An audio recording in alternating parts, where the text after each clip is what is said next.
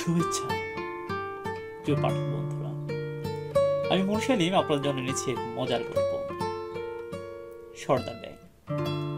গল্পটি এসেছে ম্যাজিক বিড়াল নামের বই থেকে, আর বইটি প্রকাশিত হয়েছিল 2016 সালে। পুরো গল্পটি টুইস্টে ভরপুর। না, আমি মোটেও বাড়িয়ে বলছি না রে ভাই। গল্পটি যখন শুরু করব এমনিতেই আপনি বুঝতে পারবেন। গল্পটিতে একের পর এক রয়েছে চমক। তোমার দেরি কেন, চলুন শুরু করা যাক এই মজার, রোমাঞ্চকর আর কিছুটা রহস্যময় গল্প, সর্দার ব্যাং। কুসুমপুর এলাকায় ছিল অনেকগুলো ছোট বড় পুকুর। তার মধ্যে সবচেয়ে বড় পুকুরটির নাম ছিল ঠনঠনি পুকুর।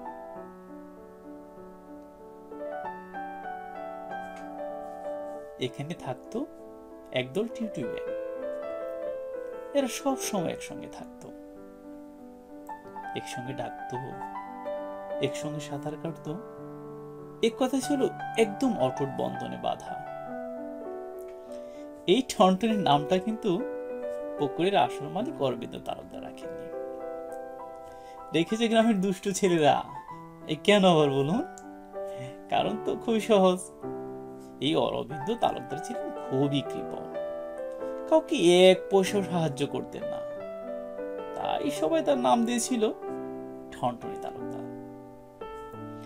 আর সেই নাম থেকেই পুকুরের নাম হয়ে যায় ঠনঠনি পুকুর। কি বুঝতে পারলেন তো? এই পুকুরের উত্তর দিকে বাস করত টিউটুই ব্যাঙেরা। তাদের নেতা ছিল সর্দার ব্যাং, একজন বুদ্ধিমান, সাহসী, দয়ালু নেতা। সেদিন খুব বৃষ্টি হচ্ছিল। সর্দার ব্যাং গঞ্জ দিকে ফিরে দেখে ব্যাঙাচিরা দল বেঁধে এসেছে। তারা মৃদুস্বরে এক ধরনের গান গাইছে, তাদের ব্যাঙিয়ে ধ্রুপদী সঙ্গীত। ওহ, অন্যরকম। সর্দার ব্যাং বুঝে ফেলল তারা নিশ্চয় কিছু চাইছে। সে পিঠের ঝোলা থেকে মিষ্টি বের করে দিল। ব্যাঙাচিরা আনন্দে লাফাতে লাফাতে মিষ্টি চলে গেল। এদিকে অরবিন্দ তালুকদারের ছেলে টুকু আর সর্দার ব্যাং ছিল খুব ভালো বন্ধু। টুকু ডাক দিলেই সর্দার তার কাছে ছুটে আসতো। ডানে বামে আর তাক হতো না, সোজা চলে আসতো। এটাকে বলা আসলে গলায় গলায় ভাব। সেদিন টুকু বলল, সর্দার, কাল আমার জন্মদিন।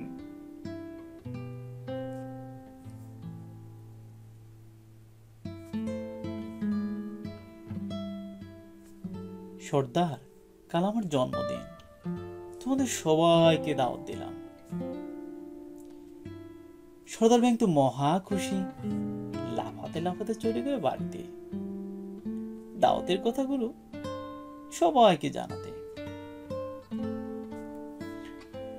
পরের দিন সকাল থেকে ব্যাংকদের মাঝে সাজ সাজ রব।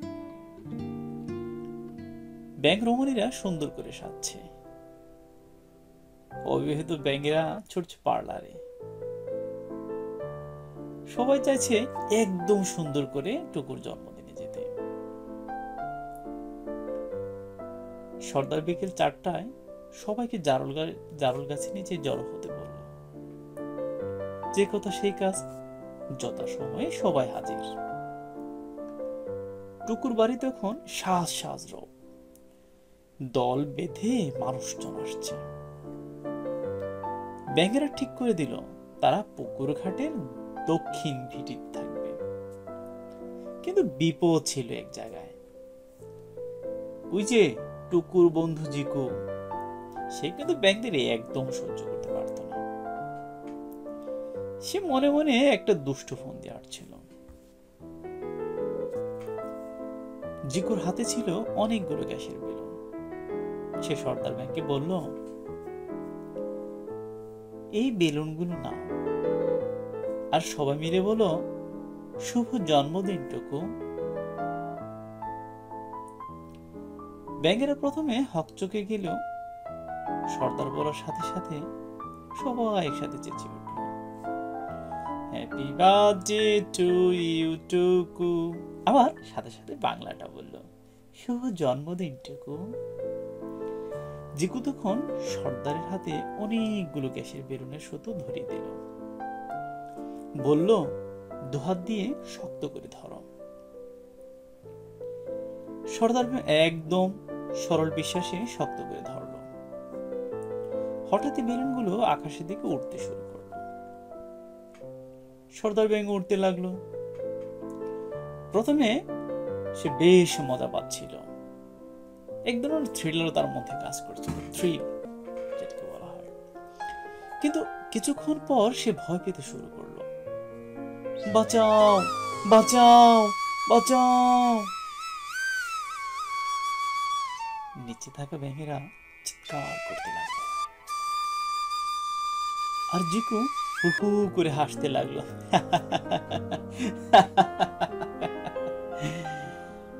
ঠিক এরকম একের পর এক হাসির রোল। টুকু যখন বাটির ঢাকনা খুলছিল, তখন সে শুনতে পেল সর্দারের চিৎকার। সে দৌড়ে এলো, কিন্তু কিন্তু ততক্ষণে সর্দার ব্যাঙ অনেক উপরে উঠে গেছে। টুকুর চোখে পানি চলে এলো, কান্না জড়িত কণ্ঠে সে চিৎকার করে বলল, মাফ করো বন্ধু, মাফ করো, যেখানে যাও ভালো থেকো, ভালো থেকো। সর্দার ব্যাঙ ধীরে ধীরে আকাশের দিকে মিলিয়ে যেতে লাগলো, এক অজানা গন্তব্যের পথে।